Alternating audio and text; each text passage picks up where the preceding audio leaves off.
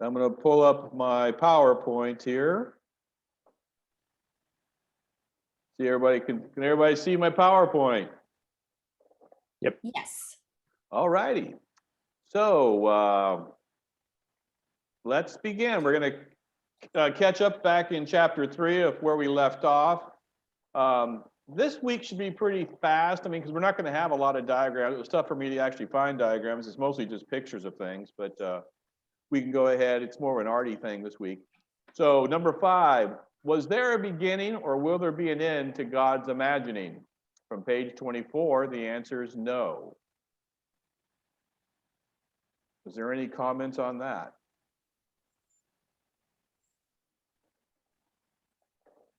Well, there won't be an end because I mean, it says that God's thinking is eternal and everything we have is created in his image. So I don't think it can stop, because unless when he decides it stops, or he, or when it's time to go back home, all of us. But we're not there yet. We have a lot of years to go. We have a lot of work to do. So, a lot of the spiritual text, and this is from the Bible, right? Talks about in the beginning, right? So do you think, here it says, was there a beginning or will there be an end to God's imagining? So God is an eternal being which has no beginning and has no end, right? But what about man? Did man have a beginning, or has man been around since the beginning? Has man always been here, or was there a time when man was created? Good question. Well,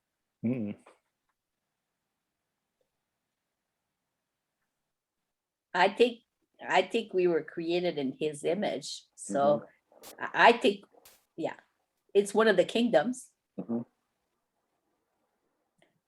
So for God's imagining is eternal, but man did have a beginning. I think that's kind of the point I'm trying to make here is there was a beginning. There was never a beginning for God, because I think Walter Russell almost kind of states that the universe has always been here and that there was no beginning. So like if you look at, I have some quotes here. So the top quote, can you guys see the top quote above the Michelangelo painting? In the beginning, God created the heaven and the earth. And then the earth was without form and void, and darkness was upon the face of the deep. And the Spirit of God moved upon the face of the waters. So not only was there heaven and earth, but there was also the waters of the earth. And God said, "Let there be light." And there was light. So the reason I put this in there is because our study is the secret of light, right? And at this point is when God is saying, "Let there be light." and that's interesting because that the earth was without form and void. It was without void. That's a hard one to wrap your head around. It was just an imagining. It had not yet come into physical, because it almost seems that we have to be here to actually create form. From what we've studied in the past, it seems that we're the thinking, eh? Like we help, we're like the extension, we're the thinking. So because we're here, because the other kingdoms below us or whatever, they can't reflect, so they can't reach to where we can reach to bring it down. And then the second quote that's on here is from John, and it's John 1, and in the beginning was the Word, and the Word was with God, and the Word was God. So what we see here is two things, right? In both these beginnings, in Genesis 3 here, we have, and God said, so a spoken word. And then in 1, we also have words creating vibrational waves that are part of creation. Is the word kind of like Om? Is that perhaps the same? That is what a lot of people say, that was the original word. And that's also, I think, in I forget one person I was watching that when Moses is at the burning bush and Moses asks him what his name is, he says, I am who I am. That is translated as Om also.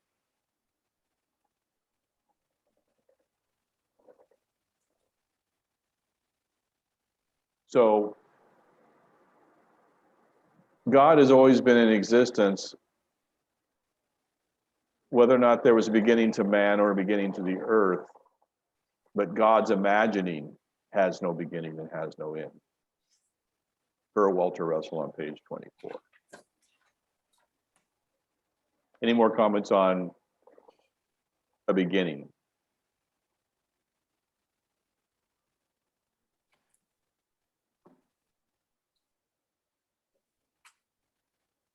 Something to sit on. Number 6, what is inspiration? For page 25, the language of light. The language of light, which man uses to talk to God. That one has a tangible feel to it because we experience it. Whether we grasp the wholeness of the concept, I don't know, but at least there's something that I think is very easy to relate to. And if you look at, again, verse 3 here, and God said, let there be light. So is this actually, and there was light. The original inspiration. The original inspiration and the language of light.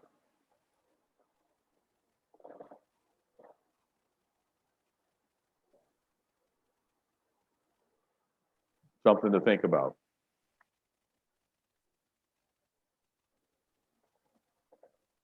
Inspire. Inspire. Spire is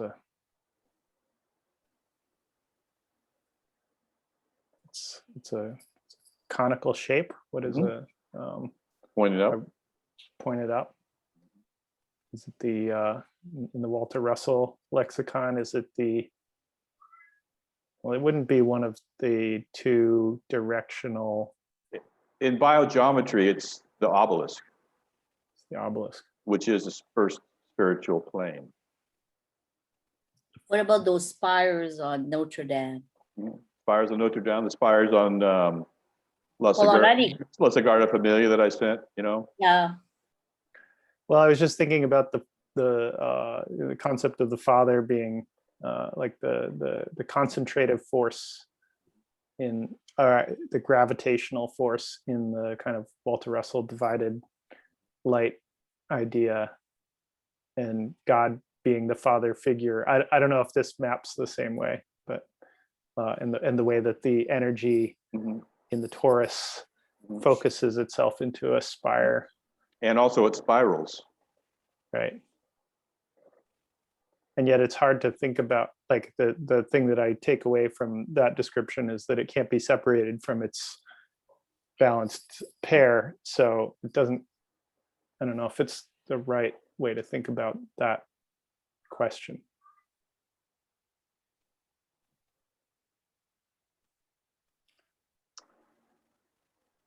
So the answer is the language of light, which man uses to talk to God. Yeah.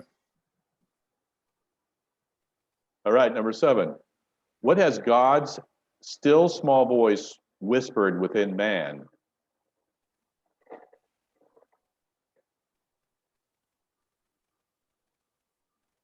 The answer is, from page 26, that I am him and he is me.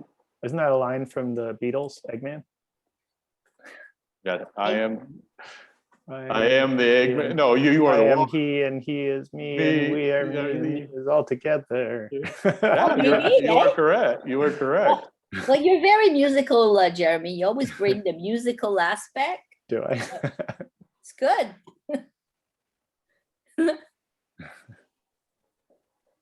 Hey, Yannick, can you hear us? Yeah, okay. Sorry, I'm just being a little bit quiet today. Just more okay. Observing today than speaking too much. Hopefully that's not too much of an issue. No, it's great. I'm just glad that you're here. Yeah. Yeah, and I'll chime in every now and again, Yeah. possibly. Sometimes I just like to sit back and just observe and just listen and see what others have to say as well. I'd So- like your input though, so don't hold back. So with this, Russell's saying that God's still small voice whispers within man. Has God ever whispered this to any of the participants here?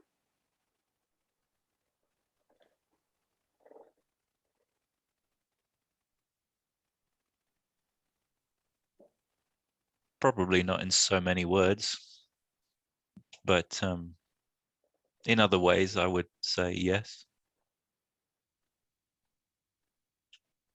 Didn't feel that direct to me, but I think that like it wasn't so on the nose to me, but that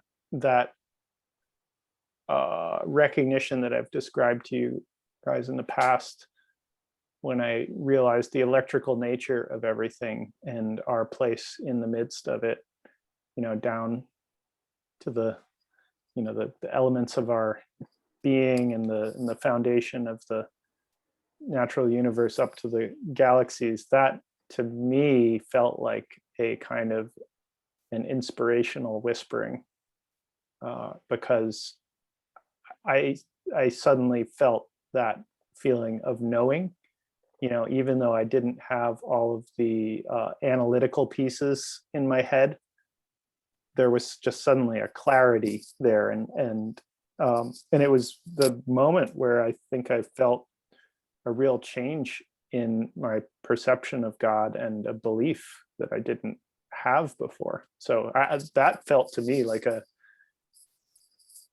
whispering. Yeah. So when we look at this image here by Michelangelo that I'm sure we've all seen and probably have it burned into our memories, does this image actually preclude us from thinking of God in us? Or does it lead us to believe that God is separate and that we are created in his image but not created with him or with him inside us?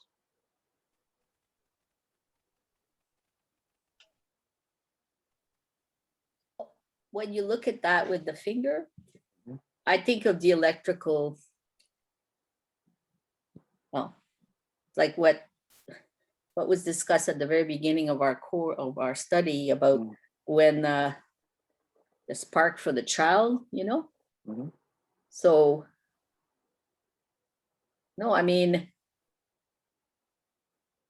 he's within us. I mean, there's, to me, you could even look at this as the fulcrum is in the middle and you've got the two, but obviously it's not what, but okay, the other thing that I've studied when I see this in my meditation group is when you start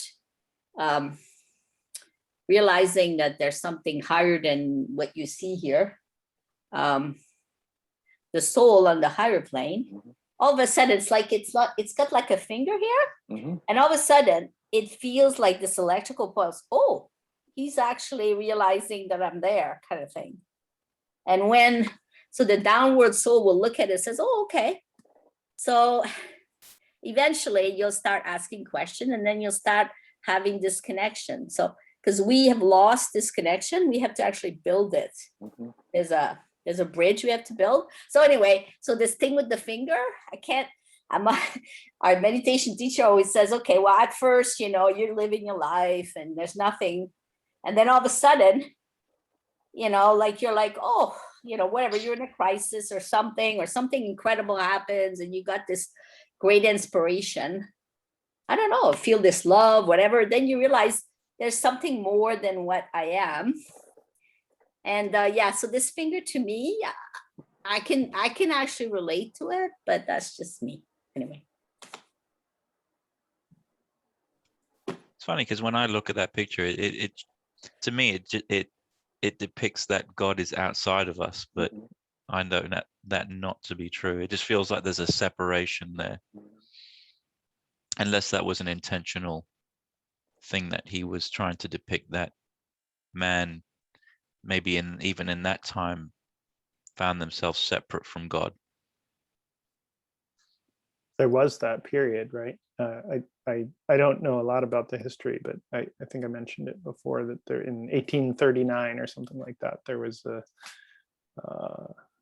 ecclesiastical decree to only teach the dual nature rather than the Trinity or something like that. I don't know enough about it.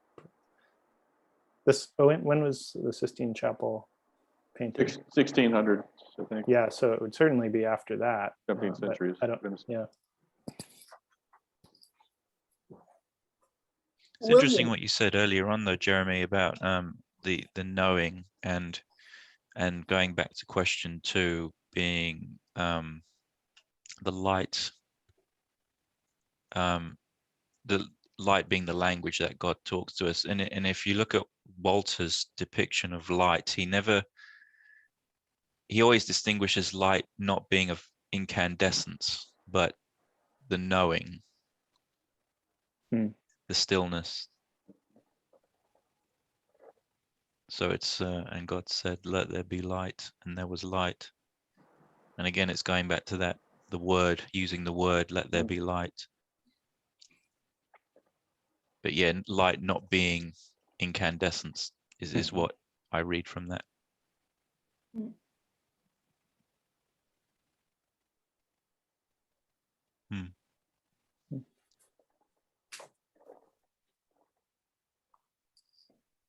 Any more on chapter 3? And we can move on to chapter 4, which is cosmic consciousness, which I've been hearing a lot more lately. Giselle sent a video from Ibrahim Karim, the teacher of biogeometry, in which he was speaking about cosmic consciousness. And I think that the idea of cosmic consciousness is becoming more prevalent today. I don't know if anybody else has seen that or not. So let's get into what is cosmic consciousness. Number 1, what is beyond genius? From page 27, it is the mystic. This was a quote I pulled up from Walter Russell from the Divine Iliad, which says, "A genius will reincarnate as a genius and continue in the next body where he left off in his last body. A child musical prodigy remembers the desires of his last body and repeats them. His desire has been recorded in his soul, and that desire will be extended to another body to find expression." Is one of the statements about Steiner that he is a reincarnation of Aristotle?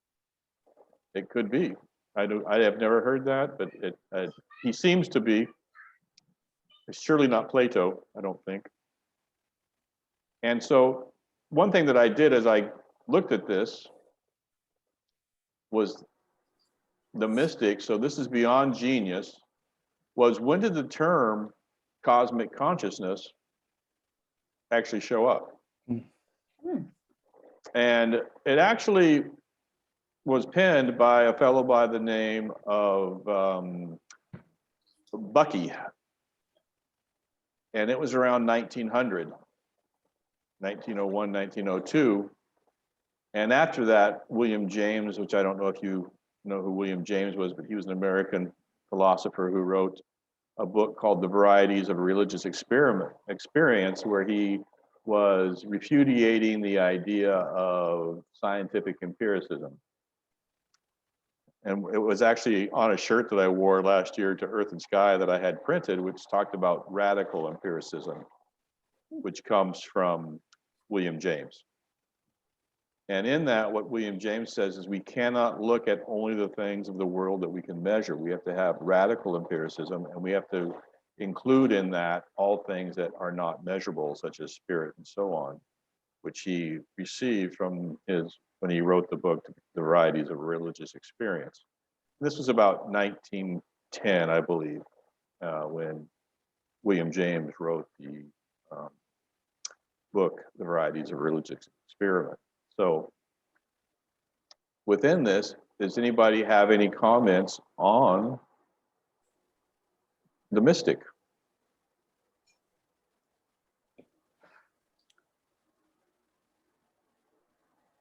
I'm drawing a little bit also from the home study course that I have, which I've kind of put down for a bit to focus on the secret of light for now, but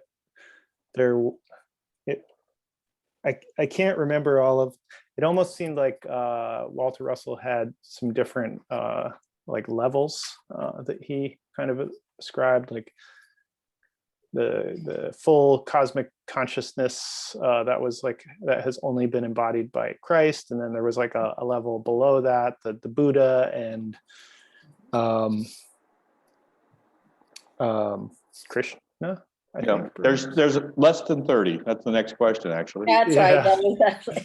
Right, but so that there's these kind of like levels that almost sounded like discrete levels, not a gradation. And I have been wondering in the back of my mind, is there a, I mean, we keep hearing about these 12 dimensions. I don't know too much about that yet, but are these actually discrete jumps that people make? And yeah, does that happen during the reincarnation process? Does it happen during a lifetime? How does that, or is it a fixed number that exists in the world? Like, do we actually navigate our way up this path? So many questions. And Walter will answer them all. Okay, good. Really? Okay. I'm only at this chapter because I've never studied Walter Russell before. So. And it's, I'm being a little bit facetious, but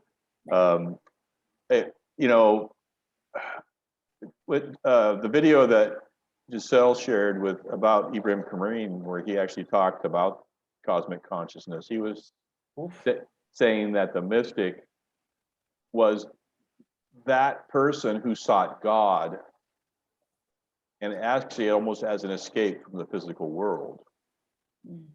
And that actually Steiner warns about that the mystic can begin to forsake the physical and look to the spiritual realms or the other dimensions for escape, and not really experience this realm, when this realm is really why we're here to learn. Right. But because we do not have a spiritual perspective and look at cause but only effect, we don't want to experience this realm. So we become, some people say, so heavenly minded we're no earthly good. So the mystic, from what Walter's saying here, is that you have genius, right? This mystic is above genius. So once we become mystical, we become divinely inspired by God. And we are now seeking answers, or not even answers, but inspiration from God in the language of life. And through that, we are taught and learn, not of our own making. Any comments on that? Well, I think of our conversation at the top of this when we were talking about Ahrimanic and Luciferian,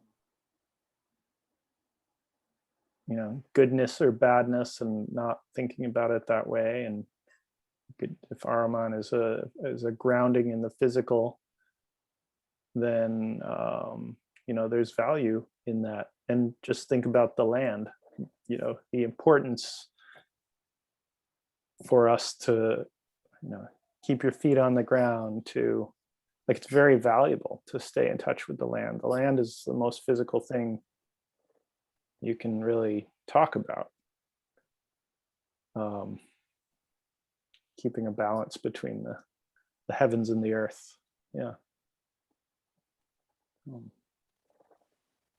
Yeah, in that video that I did, I actually speak about the model of the king and priest, which is what a lot of the Bible is about with Jesus, is that he was both king of Judah and priest.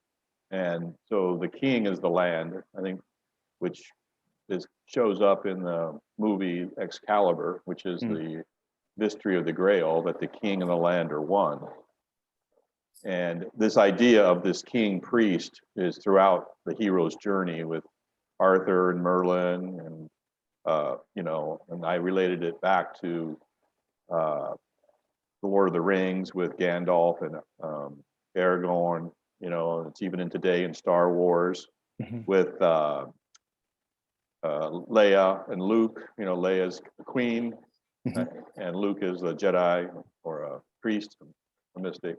And even all the way up into current, such as Frozen, where you have Elsa and her sister Anna, who Anna is the queen and Elsa is the priest. So this idea of king, priest, and the land, or goddess, queen, is throughout our archetypal journey.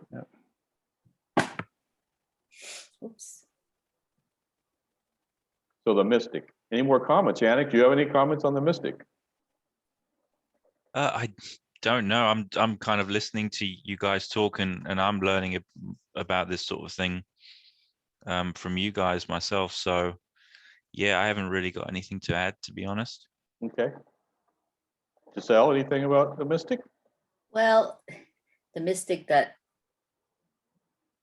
we were brought up on, I'm thinking of people that would join with God, but it was more like from the heart. It was like kind of like you felt God, and you would lost in it. You kind of talked about it at the beginning of this question, but now I think, like, by learning Walter Russell, other types of people that we may not think of mystic, well, not,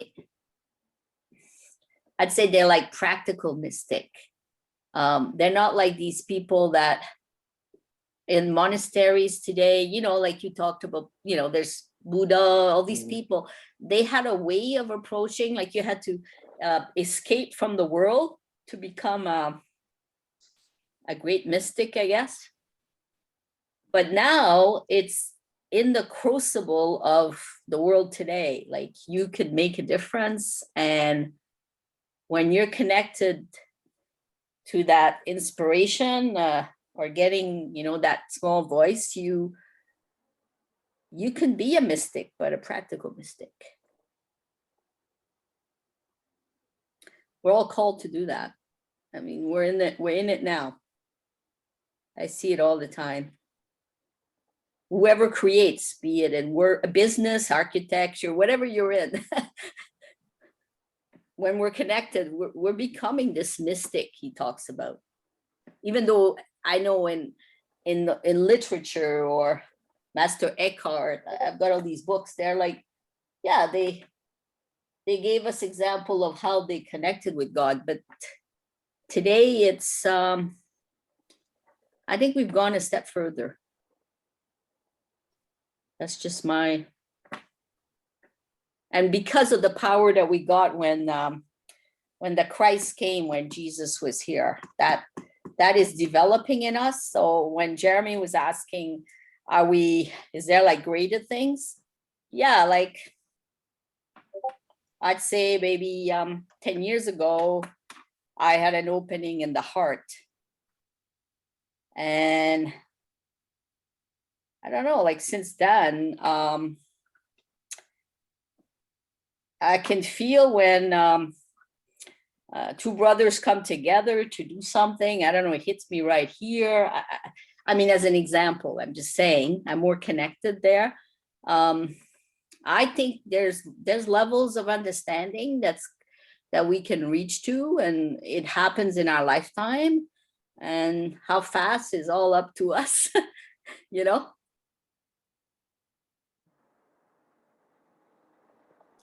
Yeah, to me, that's a mystic too. It's a real thing. Maybe that's, well, he's talking about beyond the genius. But I got from reading that chapter that when it's available to anybody, average person, all that, you don't have to be a genius like Michelangelo and all that. It's that's what I got from reading that. Like, we can access the knowing that, to me, the blueprint that is up there, and make it our own and be able to create something balanced, which we're going to talk about in, I guess, soon. Okay. Hope you guys don't mind if I Nope. eat. I got a dinner delivery. Okay, great. Keep your strength. So let's move on to question 2. Mhm. This is a big one. How does Walter Russell view Jesus? From page 27, he is the only one in all history to have known complete consciousness, conscious unity with God. So, Jesus has lots of different forms. There's questions about whether or not Jesus was real. Seems that Walter believed he was. So he had conscious unity. So what I have here is I actually have a picture, a Byzantine picture of Jesus with his halo, which could be considered kind of the cosmic consciousness that's permeating from his head. And I also, I don't know if anyone saw that I shared a video from Freddie Silva, in which he talked about Jesus as Ben Joseph Christ.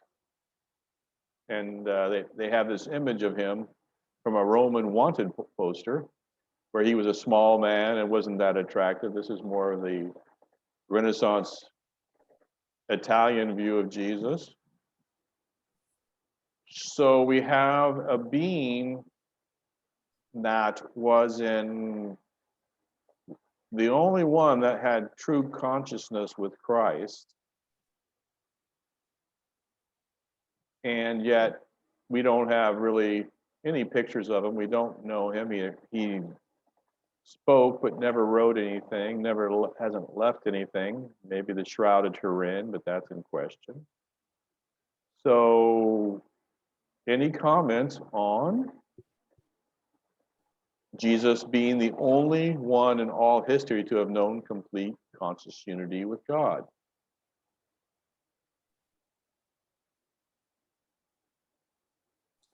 Well, there's a distinction in my very limited understanding between Christ and Jesus.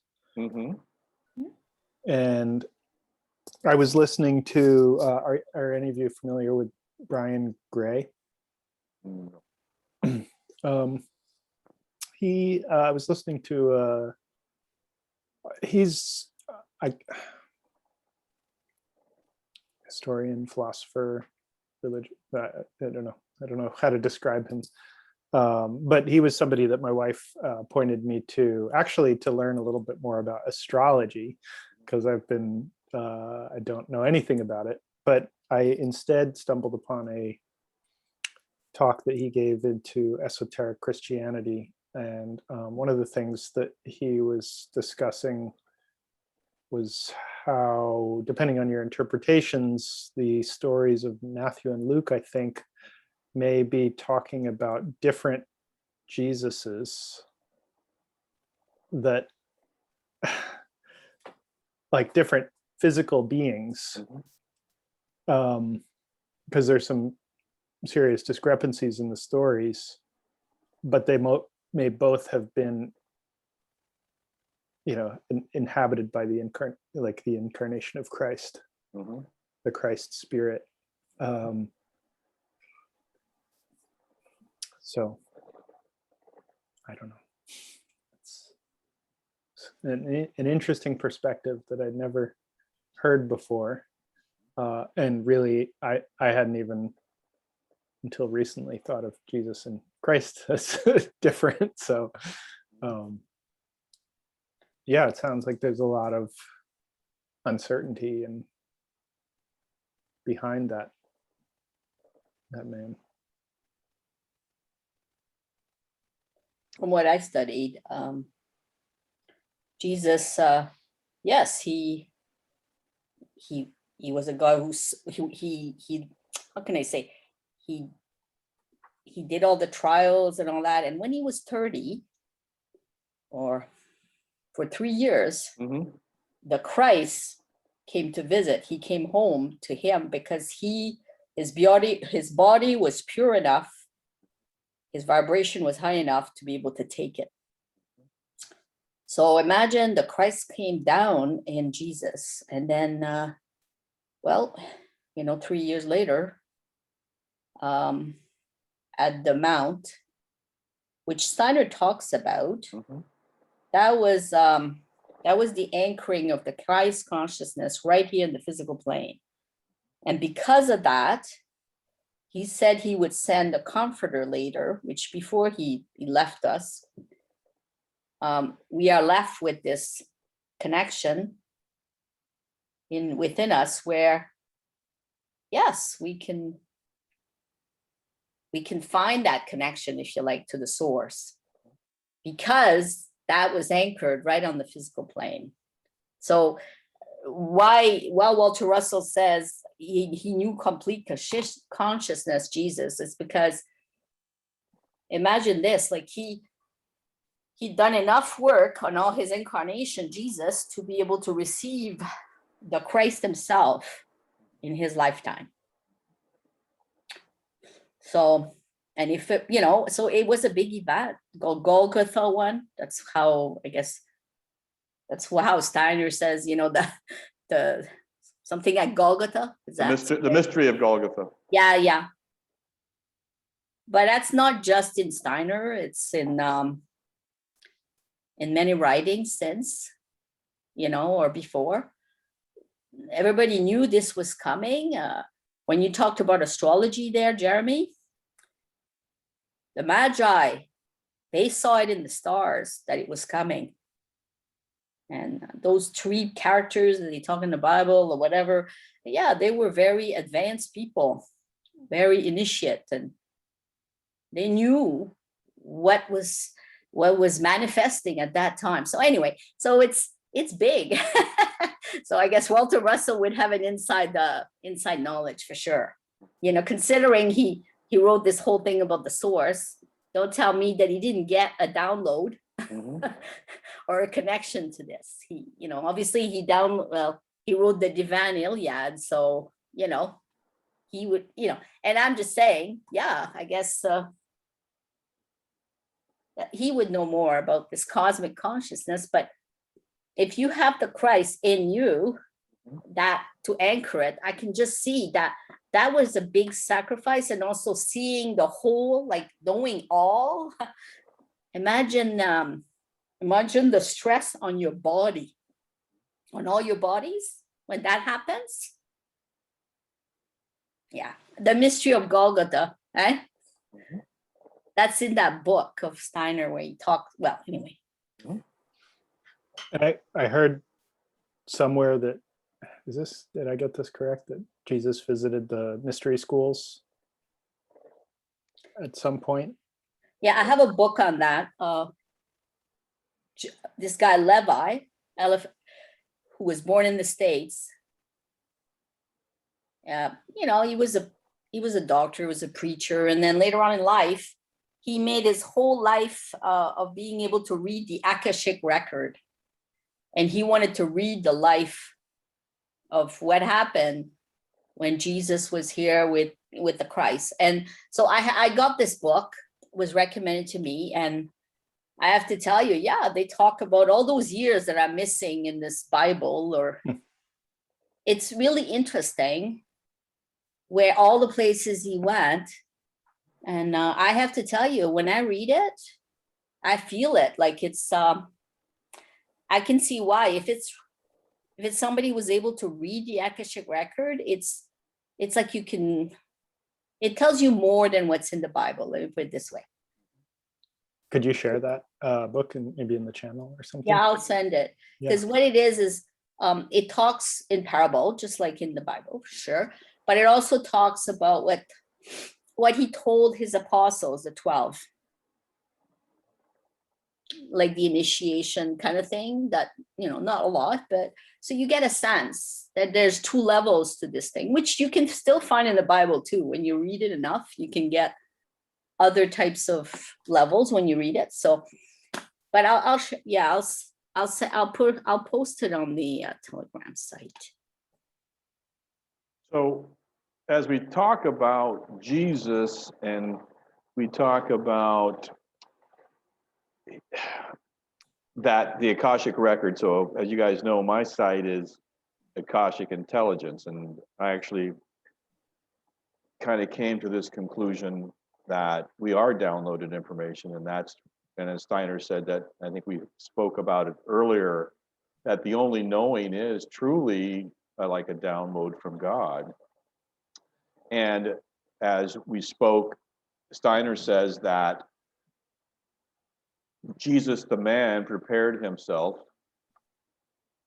and he received the Christ consciousness when he was baptized in the Jordan by John the Baptist, that the dove lit upon him, and at that point he became conscious, the Christ consciousness. He was no longer Jesus the man, but the Christ consciousness incarnate, which is interesting because when we look at the question, is that Walter Russell never calls him the Christ.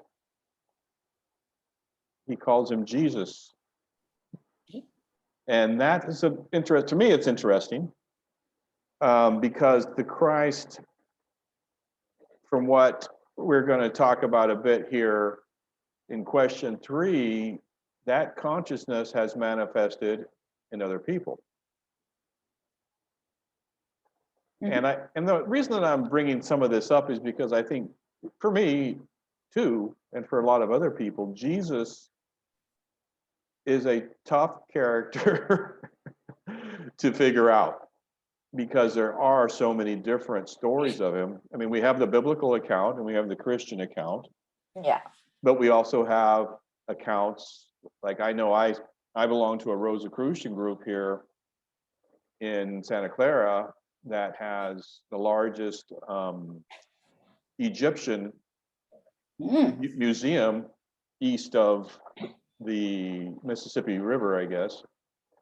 And there was a fellow who wrote a book called the True Jesus, which he said that he got downloaded from also, but he actually went back to Egypt and to the lands and talked with the Essenes, and he said, again, he's of the opinion there were 2 Christs and that Christ did not die on the cross, and that because of the sign of Pisces, that there are 2 Jesuses. Again, I bring this up because the mystery that shrouds the man Jesus, not so much the Christ. I think most people agree that there was a Christ consciousness upon the earth in the man of Jesus, whether or not he was 1 or 2, or does it really matter? Because as we all know from Walter Russell, that we manifest reality. So is historical what makes Jesus real? Or is it our manifestation of consciousness and who we believe that Jesus is? Because all stories could be true, but yet the question is whether or not he's the Christ or Jesus the man. And from what Walter Russell's saying is that he is the one who was fully cosmically conscious. And as we look at that, we can actually go now on to question 3, which is how many cases of partial cosmic consciousness are known? And on page 27, we have less than 40 cases. So before I go into that, I'd like to look about, Jeremy mentioned both Matthew and Luke. And the book, if you look at the first four Gospels, there's a lot of discrepancy on what book was written first. Even though Matthew is the first, it's actually said that Mark and Luke, that Mark was actually written first, then Matthew, then Luke, and then John, because in Mark, they don't really talk about the birth, and that's actually in Luke, where it talks about the Magi and so on. And the Magi came to actually see the King of the Jews, not to see a savior or someone who was going to take away the sins of the world. I think it said that he was going to bring peace to the world. So when we look at who Jesus was, Jesus said in Matthew 24:23, "For then there will be great distress, unequaled from the beginning of the world until now, and never to be equaled again. If those days had not been cut short, no one would survive. But for the sake of the elect, those days will be shortened. And at that time, if anyone says to you, 'Look, here is the Christ,' or 'There he is,' do not believe it." Now, this is kind of interesting that Jesus is speaking here, and he's not saying, if someone says, "Look for Jesus," right? He's saying, if anyone says, "Look, here is the Christ." So are we looking for a man, or are we looking for a Christ? I think that's a good question to ask here, because we talked about that the Christ actually alighted upon a man. And in Luke 17:21, he says, "Neither shall we say, 'See here,' or 'See there,' for behold, the kingdom of God is within you." So this is what Walter's saying, right? Back on question 7, what has God's still small voice whisper within man? That I am him and he is in me. And Jesus reiterates that, saying that, behold, the kingdom of God is within you. So as we look about, as for the next question, about the 30 cases, or less than 30, these are the names that I could pull up. Oh, Some I know, some I don't. It seems to be a list that is very Westernly centered, I would say, if we take in, I mean, there are Krishna, we have Kali and Krishna in here also. But the things that we don't have in here is, say, like Zarathustra. We don't have any Egyptian pharaohs, which a lot of the people think that the Egyptian pharaohs were also manifestations of the Christ. mm-hmm. I believe that Steiner calls them bodhisattvas, that we have the manifestation of the bodhisattvas. As we see in number 9 is Krishna, which is almost the same as Christ, which was an incarnation of the Christ consciousness. Mm-hmm.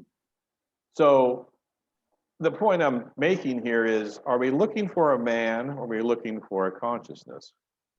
And does the man actually matter? Because if Christ is saying that, Christ also said that these works I do, but you will do greater. So can we do greater works than God, right? No, but we can do greater works with the Christ consciousness. So the question I'm asking here, and I think, again, I get back to, why did Walter Russell say Jesus and not the Christ? He was speaking of a man and not of a consciousness, because we can all have the consciousness. Any comments on that? We all do. It's just how much our physical form permits it to enter. Is that maybe a way to say it? Like, going back to, he had prepared himself, and Well, as you were mentioning earlier, the schools that he went to, there's quite a bit of, again, the guy that I read, I can't think of his name right now, the Rosicrucian who started this, it's called Amrock here in Santa Clara, which is only Rosicrucian groups I know that's still around today. He talks about that, about what mystery schools he went to. The Bible says that Jesus was a follower of the way. And the way was actually is what they also call the Tao. The Tao is called the way. So we know that Jesus had prepared himself and was an initiate and was ready to receive the Christ consciousness, which many of these other have. But from what Walter Russell says, he puts him in a special place as the only one to achieve cosmic consciousness or complete mind with God, which may have led him to the mystery of Golgotha, which I don't know if any of these other initiates or enlightened beings actually partook of. But that's a question about the mystery of Golgotha also, because like I said, there's a lot of other writings that say that that's an allegory. That's not a true story. It's more of a example of what can be accomplished. But Steiner gets very, very, very specific in that Christ's blood was shed and went into the earth, which created a new earth. So the only points I'm making here is that there's many concepts of Jesus, many reasons for Jesus, entire religions built upon Jesus. And even today, I know for myself, I see more people in the Christian church worshiping the man Jesus and not the Christ. Yeah. A lot of the youth today are involved in what they call the Jesus movement or Jesus culture. Mm-hmm. A lot of churches also say nothing but Jesus and do, what would Jesus do? Mm-hmm. They don't even say the Christ. Yeah. Which is odd to me because even Paul says, I can do all things through Christ who lives in me, not through Jesus who lives in me. So any comments on what I've spoken about in terms of Jesus and the Christ? When I read the chapter before the study group today, what caught my eye was he said Jesus, but he said the Nazarene. Mm-hmm. So the Nazarene, I recall, that's I think it's from the Essene. Mm-hmm. So in that book, the Aquarian Gospel, Jeremy, that I was referring to before, it talks about, the Essenes. So you get to understand a bit more that tradition, I guess, or that knowledge. So you would understand what the Nazarene mean in Walter Russell. It's not simply a way of saying He's from this from Nazareth, Jesus. No, I don't think so. So anyway, just putting it out there, it means more than you think. And I haven't even read past this chapter, so I can't tell you more. And I don't have any other knowledge from the Walter Russell, but I'm just saying, if he said the Nazarene, it means something. Yeah, well, the Nazarene was what Samson was also. Okay. A Nazarene was dedicated at birth to God, and he never was supposed to cut his hair. And that was the outward sign of their devotion to God. And that's why when Samson got his hair cut, he lost his spiritual authority and strength. So a Nazarene is, there's a whole religion based on that, the Nazarene religion, but it's not having to do with him being of Nazareth.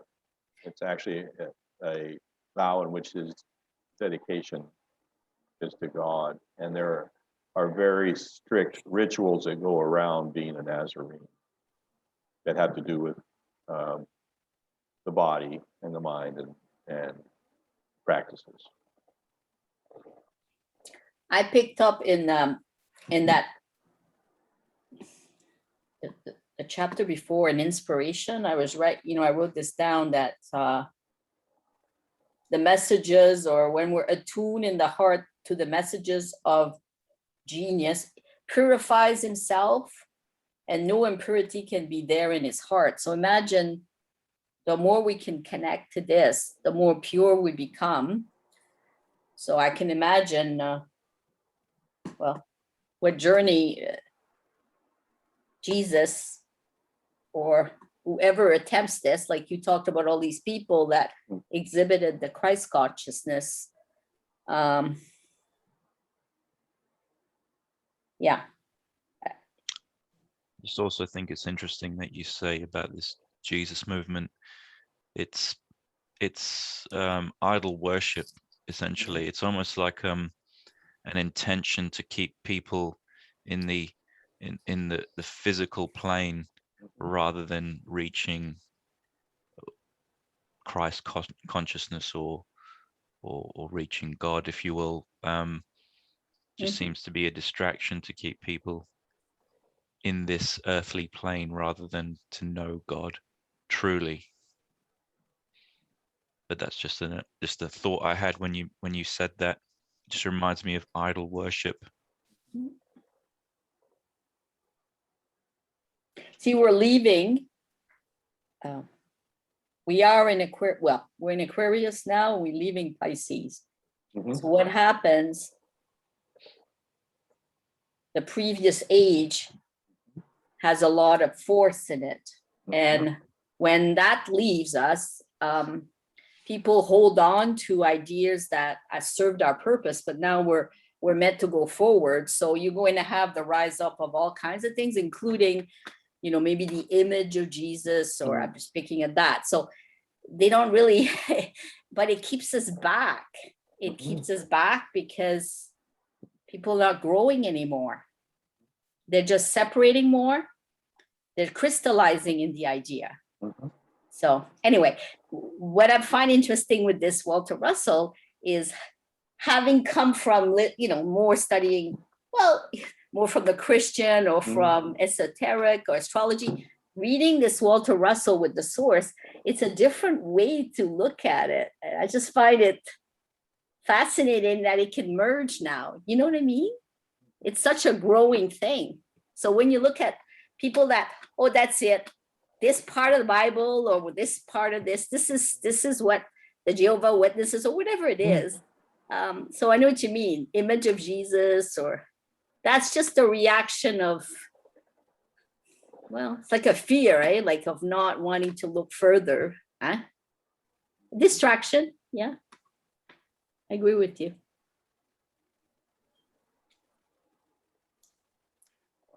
One small tangential thing on this list, about this list, related to our discussion of reincarnation earlier. Another thing that my wife had mentioned to me is that in reincarnation, you switch sexes along the way, back and forth. And that's such an interesting idea. And this is not a complete list, but at least superficially, there's a decent balance between men and women on here. I think it's you only have 22 out of 40. So there could be, I think it's a little heavy on the men, but it's certainly not. It's just kind of interesting that, because it makes sense if there is that, if a genius is preserved across reincarnation and you do switch back and forth, then there should be an equal number of men and women geniuses. And like I said, there's this list I just pulled up, and I was just looking for enlightened beings. No, I get that. Yeah. And I don't even know if this is the list he's talking about, to tell you the truth. I mean, because it's too hard, but it was the best I could do just looking. And there's a lot of people on here that I would put into this category. I was wondering whether he had made that identification somewhere in his writings. Where did he get that 40? Is that just an intuition or a knowing that he had? Well, I would think that you might have to go back to Bucke's book, and maybe even in William James, because this is really where this idea of cosmic consciousness came from. Mm. And maybe, you know, I mean, I could put Blavatsky in this list actually as the, you know, or Krishnamurti. I mean, there's a lot of people I could actually put in this list that that aren't there. So, and again, this was written in the idea was 1900. The Secret of Light was written in 1947. So anybody who was incarnate after 1947 would not probably have made the list. The thing that is, I think that, you know, Jesus himself said that, look, here's the Christ, there he is, do not believe it, right? But Christ did say that he would return. But is he going to return as Jesus? Or is he going to return as the Christ in some other being? A lot of the Christians are waiting for Jesus to return. It'd be interesting. Sorry, go ahead. It would be interesting to see, you know, if he comes back as a woman, as you're talking, and if that would be accepted, you know, by the Christian church, because there are women in the group. So my point is that all of these people supposedly, even on here is Merlin the magician, right? Supposedly had Christ consciousness. And, you know, within the video I did, I actually took Melchizedek as the archetype of king and priest.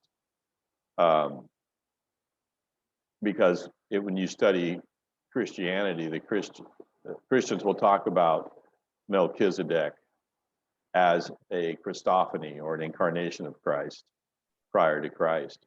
Mm-hmm. And in the book of Hebrews, Paul actually compares Christ to Melchizedek, the being who has no beginning and no end. So, you know, again, I think as we talked about,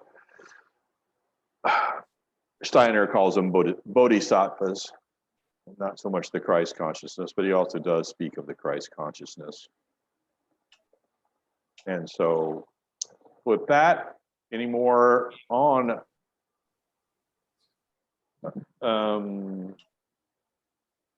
less than 40 cases? Any more on question 3? The only thing I was going to say, the one last thing is going back to what Matthew says at the last line. Slide 4, sorry. Just that it says at the time, if anyone says to you, look, here is the Christ, or there he is. From what I get from that is, it's not talking about a thing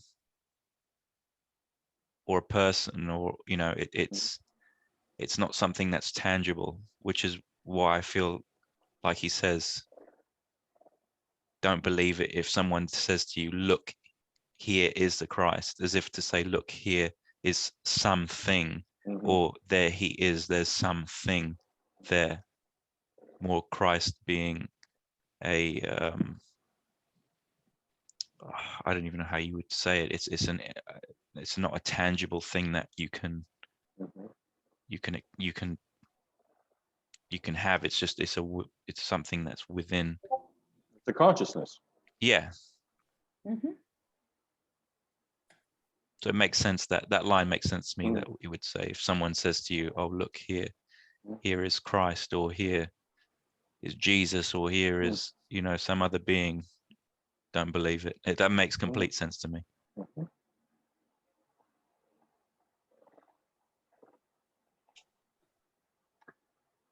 So, as we've talked about Jesus and Christ consciousness and beings that had the bodhisattva, the big question is, how does one obtain cosmic consciousness on question 4? From page 28, gradually, by intensifying one's awareness by much aloneness and companionship with God, while manifesting him in every moment and in every task of life. Any comments on that question?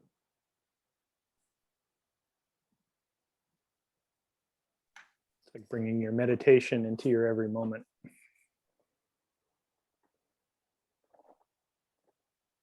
It's hard enough to just do it while you're sitting there for 10 minutes.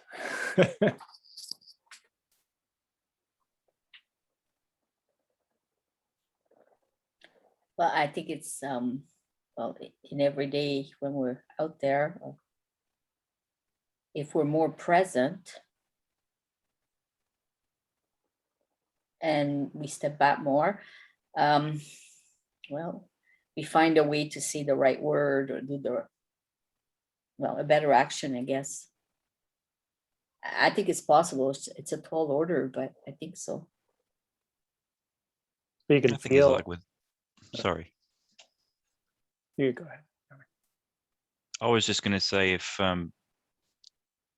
you put attention to anything long enough, you gradually start to unfold and assimilate whatever it is you're working on, and the more attention you give it, the more well, the easier it becomes to understand what it is that you're doing. And it's the same sort of thing. If we give enough attention to the stillness,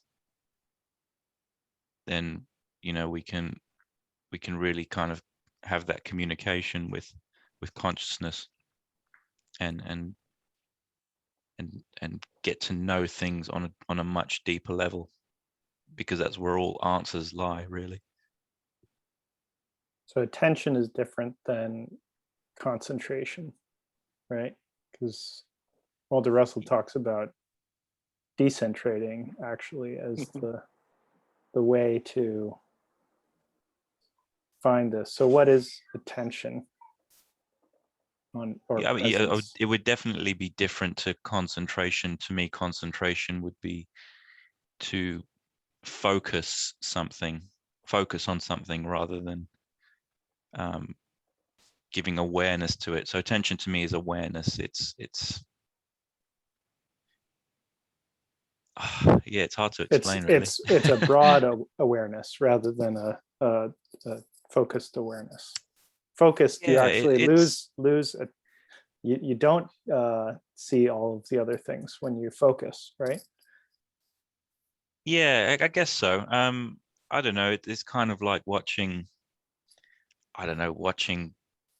a stream. You're aware of it, but you don't have to focus any real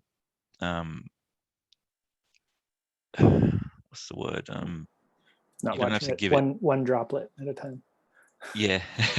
No, I mean you can give your attention to the stream, but you don't have to label it. You don't have to do this. You don't have to do that. It's just more of a, it's there, but there's no effort in it, if that makes sense.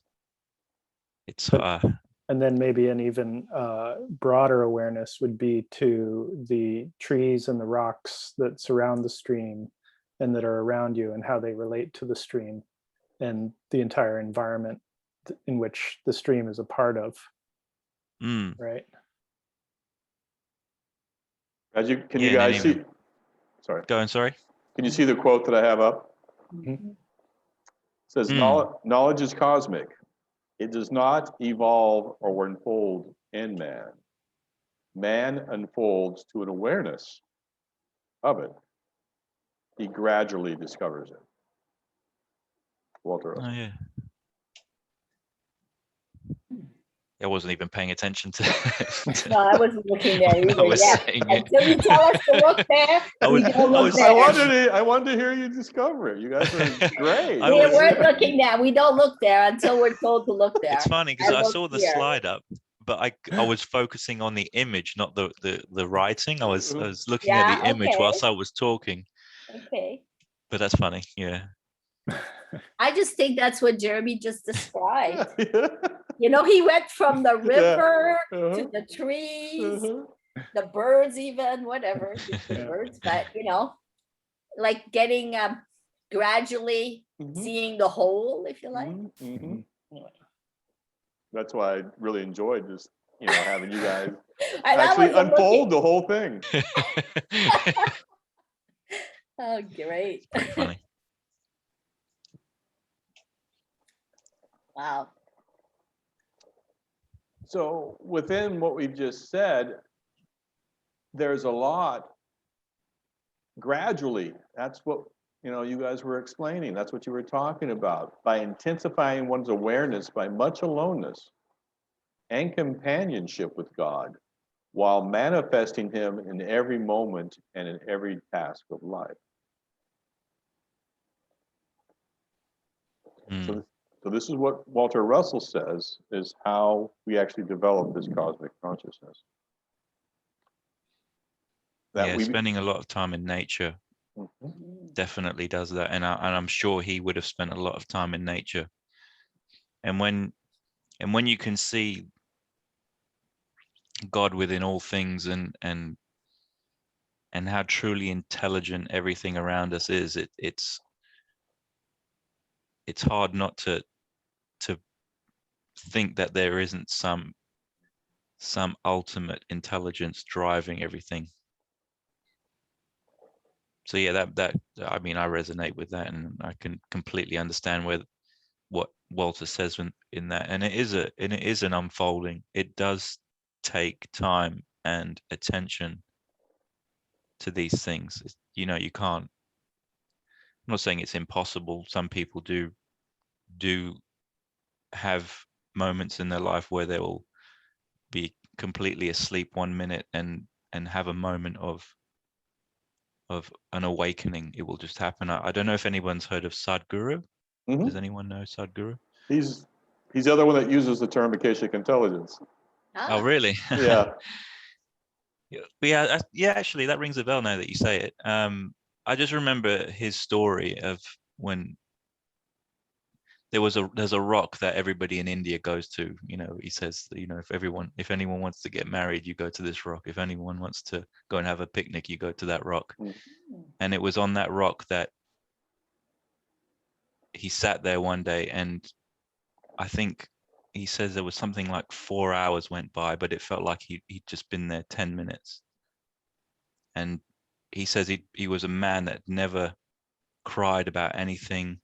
He was just never cried about anything, but streams of tears was running down his face during that whole time. And I think things like that do happen to people, where you can be completely asleep and then suddenly Christ consciousness, or whatever you want to call it, can just enter you, and you just become aware of everything. Yeah, it's a good story to listen to, but yeah, it's definitely something that can happen to somebody on a just randomly one day. And yeah, I don't know how much Walter kind of worked up to his awakening to when he got to his 39 day and 39 night illumination, but yeah, it's interesting. He did have them periodically he said his first was at like 3 years old. He had Right, them yeah. periodically throughout his life. Yeah, and even it was the same with Sadhguru as well. He says when he was about 8 years old, he shut his eyes in his classroom, and 3 days went past, and he woke up with like people putting flowers all around him and things like that. That's just madness to me, that you could just close your eyes and 3 days go past and not realize it. That's just crazy. But yeah, I mean, it's clearly these people have, I don't know what it is. Is it a gift? I don't know. Is it a choosing? Who knows? Did you ever watch the Alpha Cast with Dr. Edith there? The first one that Mike did. She describes when she went to Machu Picchu, I think, or whatever, one of the mountains south, and she was pregnant. She was expecting her baby, like really far away, and she climbed up there.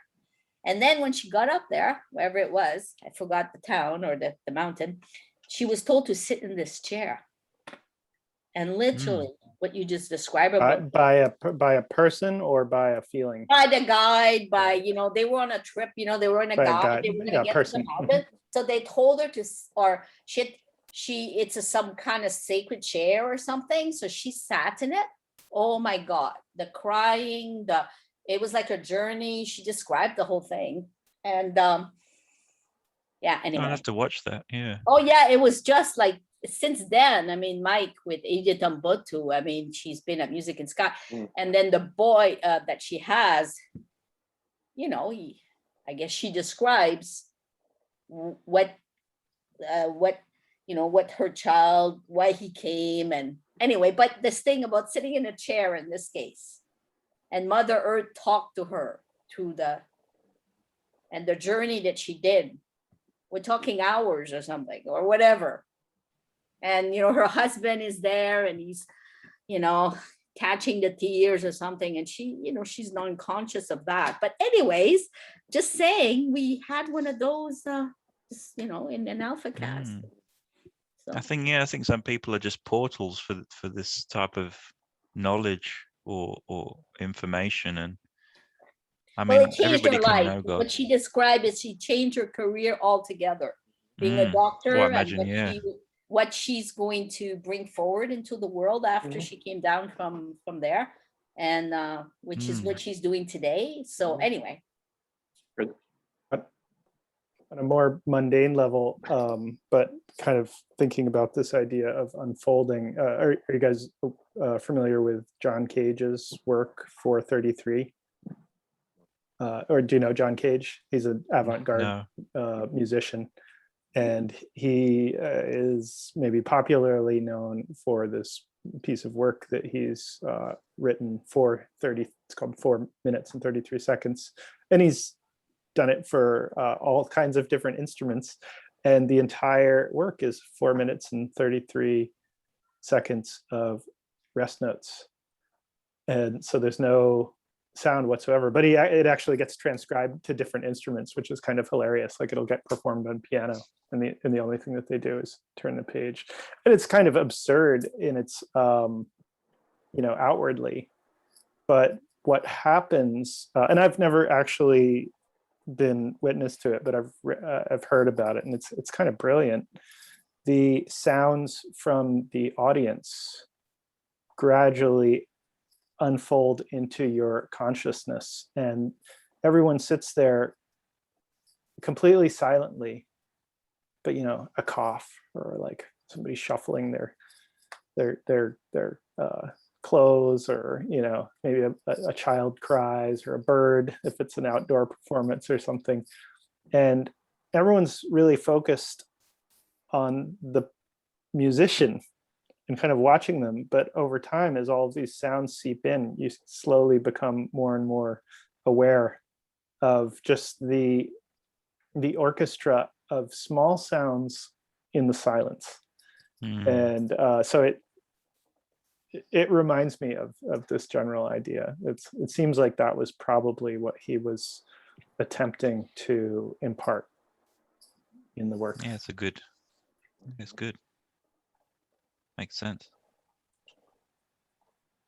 Within my questions, I didn't really elaborate, but Walter does say that this cosmic consciousness is available to all of us. And it's not hard. It's actually very easy if you decentrate and manifest the idea. Yeah, I was going to say that earlier on. I just feel like there's certain people who are like small portals that bring the rest of us to its attention, if that makes sense. And I think that was Steiner's point with the Christ, is that what he brought, he was really the first to have this total cosmic consciousness, but through that, we all now have the ability to do the same. Mm. And that, as I think Giselle was mentioning, that is the age of Pisces. Is that the idea that we could have Christ consciousness, and we've been dealing with that for about 2,000 years now. At this time, with the age of Aquarius coming in, this is the time with Aquarius where all systems, and I don't know if you follow astrology or not, but Saturn is where all the systems are beginning to break down. And that's what's going on right now in this age of Aquarius. So the Christian church or the Catholic church, what has been made from Christ, may or may not be beneficial to Christ consciousness. It may be a structure that was put in place. So actually, as you said, stop us from achieving Christ consciousness. But as time goes forward, the ability, and I think in that Freddie Silva video I uploaded, and even when we went to Earth and Sky, the talk is all about how many new energies are coming into the Earth now, and how many enlightened beings are actually becoming incarnate now through children and on the planet. Mm. So there is a different energy now, and I think that if you look at the video that I also uploaded today from the University of Science and Philosophy, he speaks about how there are people who are happy with what is right now, and they do not want to go any farther. Yeah. And they will stay here. They will stay in this consciousness. Mm. But once we who want to go into this next level, once they go away, we will actually have a greater ability to rise in consciousness, because we won't be anchored down by those that want to stay in the material and the harmonic influences. Mm. So that may be where we are today, and that we may be able to achieve this, because again, he says gradually, it's not going to happen all at once. It may have, like you said, but for most of us, it will be gradual. Mm. So with that, go ahead. Just thinking about decentration and decentralization, which is certainly a hot topic these days. It's kind of interesting that is feeling more and more like a necessity. The internet, which is one of, well, probably the most influential decentralized system that has come in our lifetime. I don't know, maybe there's some others, but is certainly had a big impact on things and knowledge sharing. And then the Bitcoin and the cryptos, which are decentralized by nature and which are challenging the centralized forms of finance and currency. It's just so interesting that just related to what you were talking about and this whole idea, like it seems like there is some intention behind them, or that they're all coming in at this time of need. Gradually. Yeah, I think that's the powers that should not be are trying to stop the inevitable, but it's impossible. I think it's going to happen no matter what they try and do, and we're seeing it fall apart around us. It's just a clown show at the moment, so we just got to sit back and enjoy the circus, really. Yeah, that's an interesting one. We were talking at the beginning about, like, do you go somewhere that's more amenable, do you stand and fight, or do you just kind of let it wash over, as you're saying, and kind of be the pebble in the stream? Yeah, I don't mean that. I personally don't think that things happen by you just sitting down and watching the world go by, or wishing it into existence. I think there is a process of having an idea and putting it into action. And I've thought about it as well. And I kind of got into your conversation. I was listening in a little bit. And yeah, I don't think there's anywhere in the world that you can go to escape it and get away from it. And I think it's one of those things that's probably happened on purpose so that we all have to just deal with it and get on with it and face it.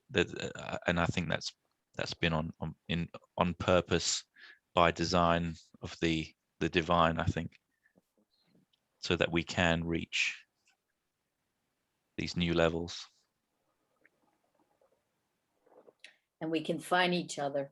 I'm finding by working on Kyoto for me, and on EV, but on Kyoto really, through EV, I found a whole set of people around the world that I'm able to work with, and co-creation, they call it. I just find it such a creative time now. And because I can't go anywhere in terms of visiting the family, or my daughter is in Vancouver and doing her thing, it frees me up to do whatever I think is best. So I don't know, for me, it's a real, it's a real creative time. So it doesn't matter where you are. I feel like this is one of the most exciting years of my whole life. I can't say that in front of most people because everyone else is like, oh, well, that's terrible. I'm like, I'm discovering so much and this is amazing. But okay. Yeah. That's funny. I had better bow out. We're going to try to do a family walk before the kids need to go to bed. Yeah, well, I need to shoot off too.